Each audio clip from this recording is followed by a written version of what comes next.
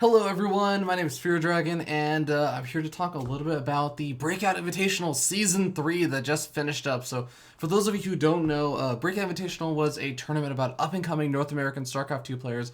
Season 3 obviously implies it's the third season. I've done two other seasons, and I just want to talk a little bit about kind of postmortem, Total Biscuit style, like how I think it went, except. I am not as eloquent as him, so I can't just do audio. I need to do video to spice things up, and I also am really bad at writing, so I'm just gonna do video because it's easier to talk about stuff. Anyways, let's go ahead and get started. I don't want to take too long with this. I think I did this after season one, and it was like an hour long, so we're gonna avoid that. Anyway, so just really quickly, we'll kind of start with how the show went. So Breaking Out is broken up into the show Breaking Out and the tournament, the Breakout Invitational. So first about the show was actually pretty interesting. How it went. I tried out a very different format. Season one, I had it airing 6 days a week, but each episode was only 30 minutes long. Um, I think that was overdoing it a little bit, but also it wasn't allowing viewership for the show. When you're only broadcasting 30-minute segments, it's kind of hard to get consistent viewership because your viewership builds for those 30 minutes and then just your broadcast ends. So it kind of hurt. So season two, I changed it up to 3 broadcasts a week.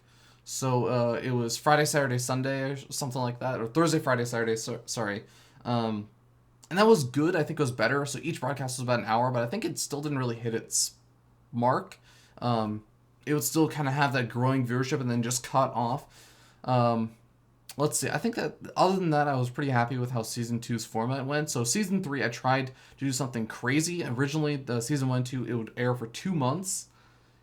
And one of the biggest complaints that I would get is, oh my god, well, you had this episode about this player like 2 months ago, and now it's the time for the invitational, and it's been like 2 months, and all you've missed out on all this awesome stuff that they've done. So I tried to do the entire show, make it all happen in 1 month, and then almost immediately do the invitational right afterwards. So that was kind of crazy.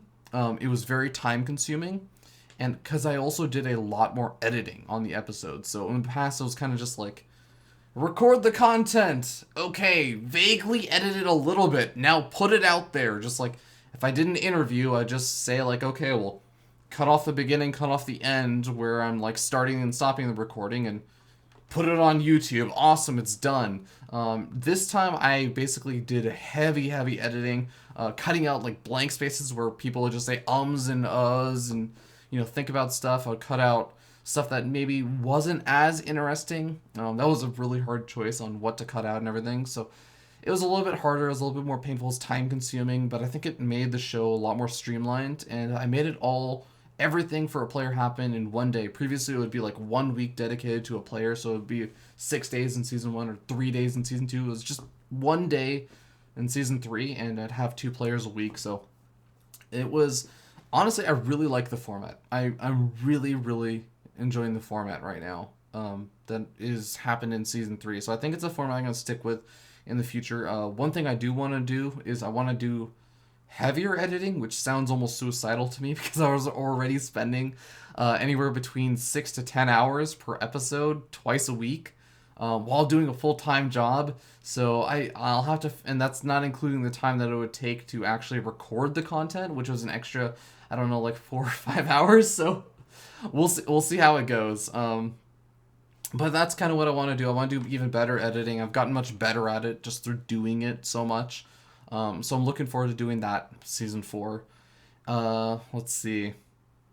In terms of viewership, it was interesting because if you take a look at the stats that I have in the Team Liquid thread that were list out all the stats on, overall my peak viewership kind of has been around 60 or 70 even from season one. I would say there's maybe been like a gradual increase in terms of average viewership over the seasons. And there's just been people who will stick around for more hours than they would in previous seasons, just have a better idea of consistently having viewers open up the show and then continue to watch it, which I think is a good sign. But overall, I wouldn't say that there's been a huge increase in viewers, which I think is definitely hurt the tournaments, hurt show and everything. So I think that gradually I've gotten the brand name of Breaking Out there, but I still have kind of struggled a little bit with finding or getting people to watch it, getting people to tune in, twice a week or whatever, however often I'm airing it, and just watch the show and learn about the players, which to me is kind of a shame. I enjoy the tournament. I really, really enjoy the tournament. The tournament is one of the most fun parts of the entire thing for me. But to me, the core of the content for Breaking Out is in the show. That's where I'm showing people, hey, here are interview segments where they talk about themselves and you get to know them as a person. Here are analysis segments of them talking about how they play in all three of the different matchups, so you get a feel for their play style and why they're cool. Here's games casted of them actually playing those matchups, and you get a better idea of how they play. And here's a fun segment where I make them do something stupid, like I make them do imitations of a random StarCraft unit doing something, so that you get to laugh with them and have some fun and get to know like a different side of them that's not super like serious. Here's your Batman backstory and how you became like the super badass pro gamer or whatever. That's like the core of the content to me. The tournament, that's like a extra, which is so weird because that's where all of the viewership, that's where all the, even I think players focus on the tournament more than the show, which I guess makes sense. It's actual time to perform for them. But it's funny, I would get people saying like, thank you for, having me on the Breakout Invitational. I was like, well, there was a show too. I had you on for a show. We recorded all this content. I mean, what can you do? But anyways, that's going to be one of my big focuses for season 4, is trying to drive viewership to the show. If you have any feedback on that, please let me know. Actually, for anything, if you have any feedback on any part of it, please let me know. I do want to improve the show as much as I can. But really quickly, I'm going to move on to the next topic, which is the tournament. Tournament, I think, went really, really well. I'm very happy with the results of how things went over, just because, really quick on viewership, like we finally broke the 1,000 viewer mark, which is something I've kind of struggled doing in season 1, season 2. Also, we had just generally more consistent viewers, constantly rising viewers, which is really awesome. The games were actually fantastic. I actually have very few complaints about most of the games. I think there was like a couple of series that, for very understandable reasons, I think Midday actually had something come up in the middle of one of his series, which really sucks. That is actually devastating. I didn't actually know about it until afterwards, when I was going back and reading through all of the chat, because I do that after every broadcast. I found out that he had some stuff come up with his like family and everything, so I think maybe that might have affected his play in the series. But besides that, I was just thrilled with the like play that players were actually showing, especially during the final day. That was actually fantastic. Casters, I think that it went relatively well. I got outclassed, I will say that. So, just to give context to this, normally I'm up and coming commentator, like not very well known. I'm commentating with people around my level, people who are as skilled or maybe a little bit more skilled or maybe a little bit less skilled than me as like a commentator, and can follow the game little bits more or less around my level. But when I commented with In Control on the first day, it was eye-opening, because I would realize how much about the game that I didn't really know about, which is exciting to me as a commentator, but also a little bit depressing to me, because I was a little bit sad that I couldn't do as good of a job as I wanted to with In Control. I know there were like also a lot of criticisms, and as much as I do appreciate people defending me and saying like, oh my god, why are you complaining about him? Like, he never advertised himself as being a like really knowledgeable person in StarCraft, and I don't think I ever do. I never try to. I've said multiple points, like, I don't consider myself super knowledgeable in StarCraft. I care a lot about it. I watch a lot of StarCraft. I do have opinions on things, but I don't consider myself to be like Grandmaster level knowledge by any means. But still, regardless, I think that I would say some stupid things just because I would hear something from like In Control or even Day 9, and I would just be like, wow, I just want to think about that. But it's my turn. I have to say something, so I try and follow that up, and I would kind of get a little bit flustered. I think part of it was also nervousness, just casting with a big name like In Control or Day 9.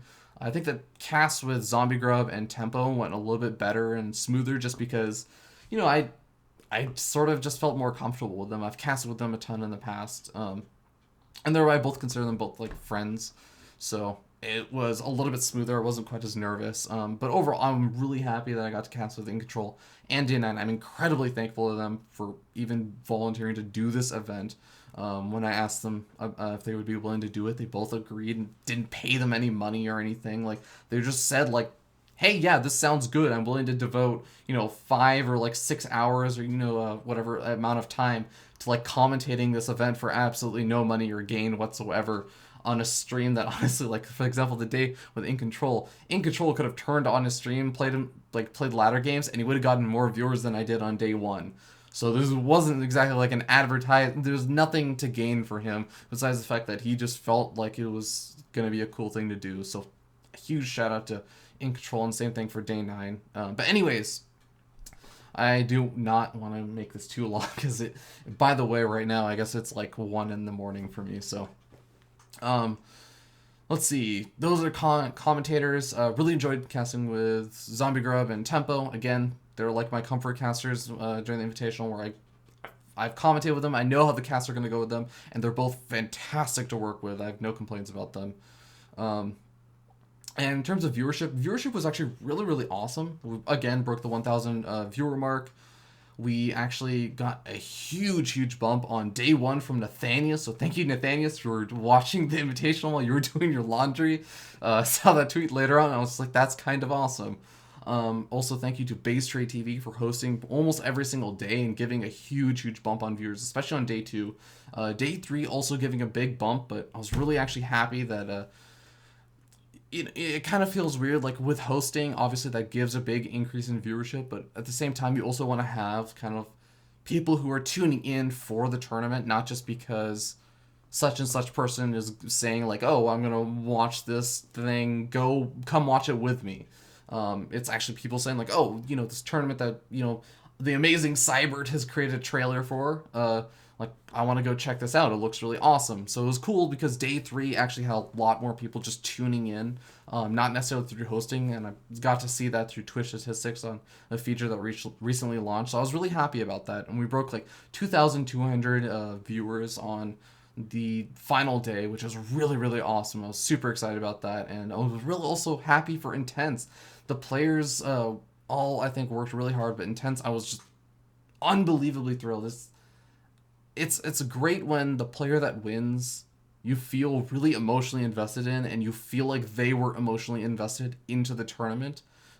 Intense, it definitely was true. He worked really hard to try and come up with that strategy in his first group stage. I would say that was his big trial period where he had to play against Bales in this matchup that he quite literally has said has been the biggest thing holding him back, where he has like an 80% win rate in TVZ and TVT, but his TVP is just constantly holding him back, and it's hurt his mentality and everything, and he's able to overcome and beat Bales and then just move on and play some really great series and actually go on to win the whole thing. It was really awesome to see that. And I love Hendrillus, but let's be honest, Hendrillus season 2, he kind of just he went god tier mode, just stomped through everything. The only person to take a game off of Hendrillus was Kraos in a ZVZ, which I got to hand it to Kraos. Played that series really well and everything.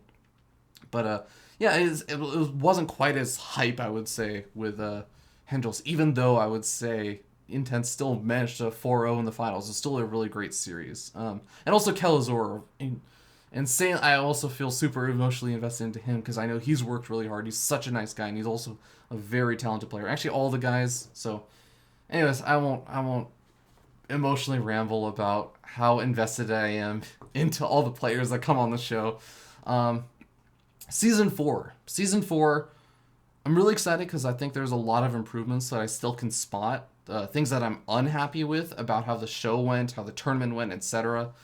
Oh yeah, I'm not even going to talk about the disconnects that happened with the lovely Observer Current TV. Unfortunate, but I'm really glad that his internet stuck through on day 3 because I think the production was a lot better because of it. But overall, Season 4, I have a lot of plans for improvements, especially with editing. I want to edit more. I want to have the episodes be a little bit more concise, a little bit more fast-paced.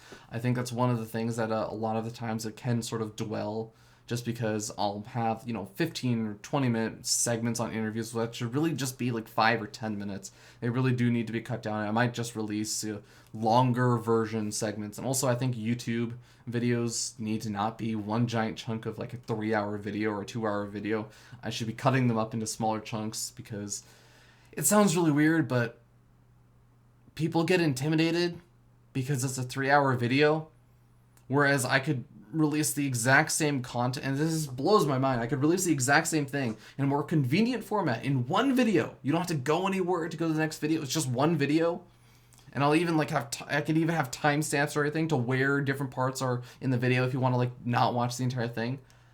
But people wouldn't watch that. They would rather watch if I broke it up into like 30-minute segments. And you had to like click around to go find the next segment and everything, but it's like less intimidating because it's 30-minute segments. So I might try and find a way to do something like that because I guess that's what people want. Besides that, I think I need to improve my own commentary. I'm going to spend a little bit more time not doing so much player-specific research, but just, I guess it's one thing that, it gets said a lot and everything, but I just need to get better at the game, get a better knowledge of the game, talk more with people, etc. Kind of up my own gameplay. And also I'm going to be watching those casts with In Control and Day 9. I have been watching them and just learning different things I can do better to improve it so that I don't get quite so nervous the next time. But yeah, the other thing about Season 4, which again, I'm going to be thinking about doing in February. It's not a definite thing yet, but I'll probably be announcing something around February or March or sometime around that area. I think I'm really happy with the format for the show and also for the tournament. I haven't really changed the format for the tournament. But one focus I want to start having is that I have actually a Twitch partnership now. So I want to actually start focusing on this idea of sustainability in terms of the money that gets put into the tournament. Right now, I basically put up $1,000 and then I allow people to add on through to the prize pool, just like through donations or whatever to the prize pool. And I don't want to actually just take away and say now the entire thing is crowdfund. I don't want to do that. I still want to have that be as an additional thing. There's always that base minimum $1,000. So what I'm going to start doing is I'm going to use things like the Twitch subs, the ad revenue from Twitch, YouTube ad revenue, potentially even reaching out to some more sponsors and everything, and see if I can come up with that initial $1,000 that I normally put in and make it self-sustaining, just for a lot of the reasons of just self-sustaining purposes. And that also allows me to invest money into other things. I can do other awesome ideas that I have. I want to do stuff rewarding players for placing top 3 on the ladder or something. If I could, instead of throwing $1,000 at this and just had that self-sustaining, and instead throw $1,000 at a ladder tournament, or I want to do a crazy cool event format like the Red Bull, a 3 live kind of thing, but online or something. I would love to do that kind of stuff, but it's hard to justify that while also putting in $1,000 every single season and also doing a bunch of other random stuff that I do in the esports scene. So I think that's one thing I'm going to be focusing more on is sustainability. Because right now it's basically just been me kind of putting money in, and then I don't have the heart to say oh, well, let's crowdfund the entire thing. Because it has different implications than I think what the show I really want it to be. I don't want the focus to be on where's the money coming from and all that stuff. I just thought I would say it just because it's on my mind.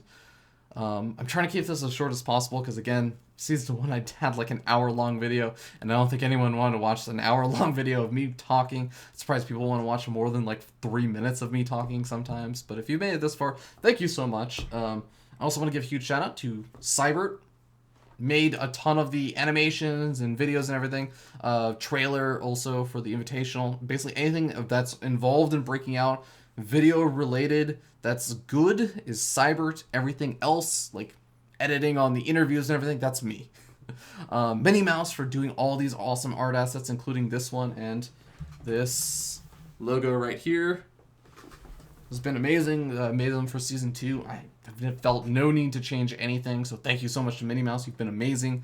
Master Dog, our admin for the Invitational, Tempo, Zombie Grub, Day 9, In Control, Current TV, the production team basically for the Invitational, Nanman for helping host with the tournament, for the qualifiers and everything.